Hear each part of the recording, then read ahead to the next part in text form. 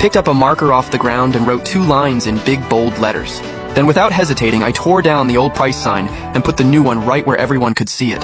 The neighbor lady poked her head over and burst out laughing.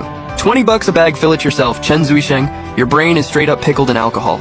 You are going to lose your pants on this one. I slowly straightened up, smiled and looked over at her. Ma'am, you cannot just count apples per pound. I am not trying to squeeze profit out of one bag. I need to clear out all the inventory as fast as possible. Get the cash back in hand and breathe some life into this dead-end stall. The new sign worked fast. A guy came over to take a look. Hey man, $20, fill the bag yourself, for real, these sweet or what? I grabbed an apple off the pile, peeled it in one quick move and held it out. Try it, you tell me if it is sweet.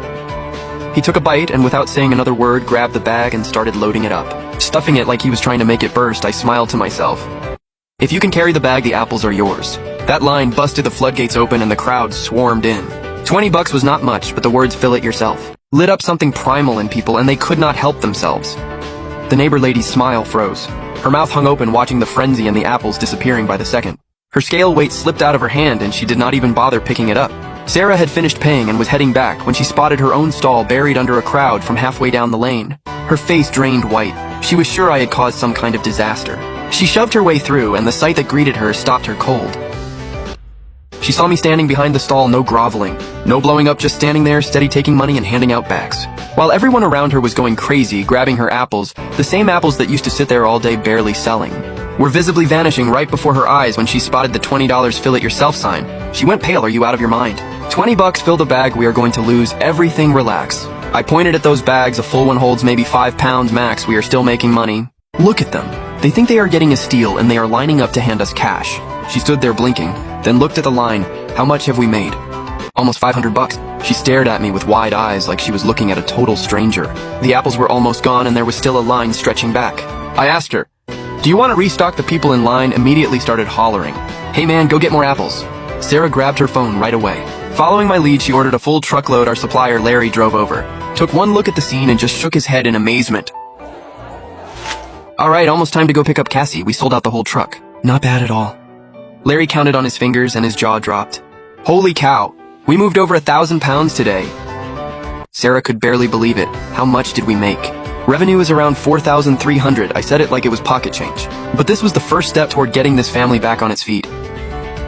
Sarah looked dazed. She used to struggle to earn this much in a whole month. After we packed up the stall, I pulled Sarah along to go buy groceries. Fish, pork, ribs, we spent close to 300. Sarah opened her mouth, then said nothing. I knew she was worried about the money, but today we had to celebrate. We picked up Cassie, and the little girl saw my arms full of groceries and burst into happy little jumps. Daddy, are we having a big dinner tonight? You bet. Sweet and sour fish and braised ribs. I bent down and gave her cheek a little nuzzle. Yay, I love Daddy the most. She bounced all around me and Sarah watched us, and something in her eyes went soft. This house used to hold nothing but silence and fear, and now for the first time it had just a little warmth. The 3 of us walked home talking and laughing. Cassie chattering non-stop with a faint smile finally on Sarah's face. This right here was everything I came back for. We were passing the little corner store at the alley when Cassie suddenly tugged at my sleeve, her eyes all lit up. Pointing at a glass tank inside the shop, Daddy, look, little red goldfish. They are so pretty. They were just plain ordinary goldfish worth a few bucks each. But in Cassie's eyes, they were treasure. All right, Daddy, we'll get you one. Sarah turned back. I am going to head in and wash the vegetables. Do not take too long. She grabbed the groceries and walked with a light step toward the old rundown building a dozen yards away. I held Cassie, and we picked out a fish together. Right. As I was paying, I caught something out of the corner of my eye, a few figures drifting up to my front door. Blocking Sarah, who was pulling out her keys, my stomach dropped. We have been waiting on you for a while, sweetheart.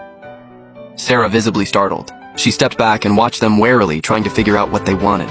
The blonde guy grinned and leaned in. Just here to give you a little heads up, babe. Your man Chen lost last night at the poker table and put you up as collateral with his phone gone. He said the boys could have a good time with you. Sarah swayed on her feet. The grocery slipped from her hands and hit the ground. Her face went completely white. Every bit of strength drained right out of her.